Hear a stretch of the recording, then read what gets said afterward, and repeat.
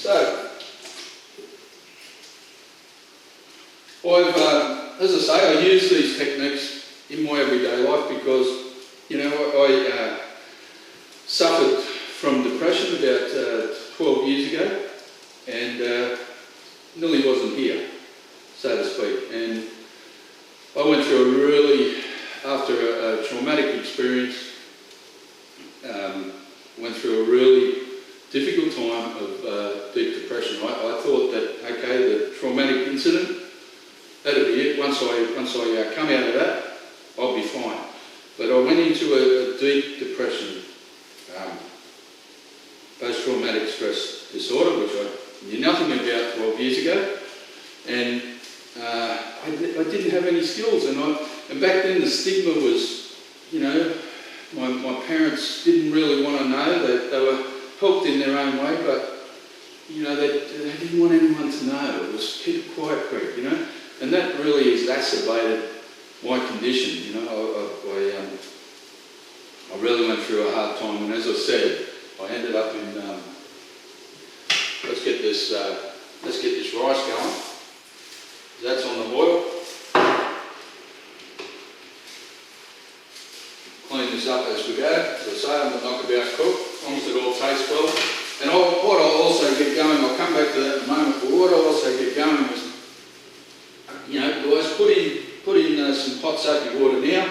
There's, you know, we're only looking after ourselves, but we want to be hygienic as well and get everything over and done with. Get your cleaning up over and done with. You've just got you've got a pot and a pan and a little bit here. Go whack it in straight in, and then let your meal sit for a moment. Do that in about a couple of minutes. Go and sit down and relax, and you've got nothing else to do. But, you know, maybe have one more beer and a cup of tea. Here we go. Take the rice off the heat. Let it simmer down. Give that a good stir. Turn the heat down a bit. Keep it going. Our chicken's coming along nice. So, as I said, I ended up in mental health ward, and not just the hospital, the mental health ward. I ended up in the secure ward because they regulated me, because I attempted suicide. So, you know, I could never talk about it, and now I can, and I want to share how I've got on in my life, and some of the techniques I've learned, you know, through some of the studies I've done as a counsellor, but mainly through trial and error and trying things and trying all these techniques and incorporating them into your everyday life. It takes practice, guys. It seems a bit strange at first, and I thought it was a bit strange. I thought, oh, well, what's this technique going to do, you know? But if you practice it every day, it then becomes an unconscious, you can just snap straight into this technique, calm yourself down and relax and come back to the moment, okay? So I've obviously got a predisposition, you know, to anxiety and depression, because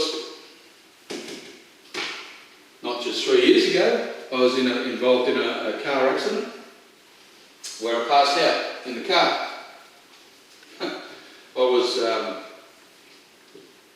running myself a bit ragged. I had my own business, and I was ignoring all the stress symptoms because I had so much work on. I just kept going. What I've learnt is from that, you know, I passed out in the car, ended up in hospital. And ended up with post-traumatic stress again because I couldn't get into a bloody car. You know, I was so frightened of travelling in a car again after that incident. And once again, post-traumatic stress. But this time, I was armed with, through my counselling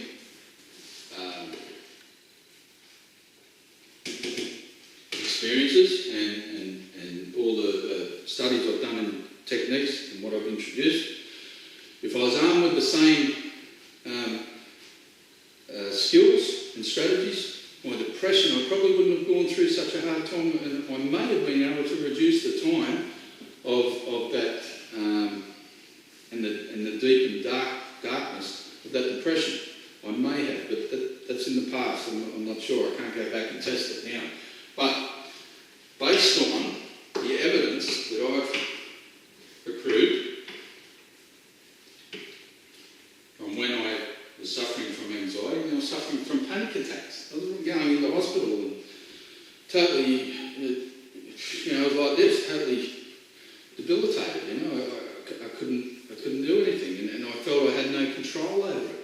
And then I implemented these strategies that I had learnt. It's light bulb. I'm going to use these strategies, and I created a therapeutic walk where I live on I'm lucky enough to live on a bit of a just an acre, and the backyard's full of wallabies, and I walk alongside nature, walk alongside wallabies, and I practice that.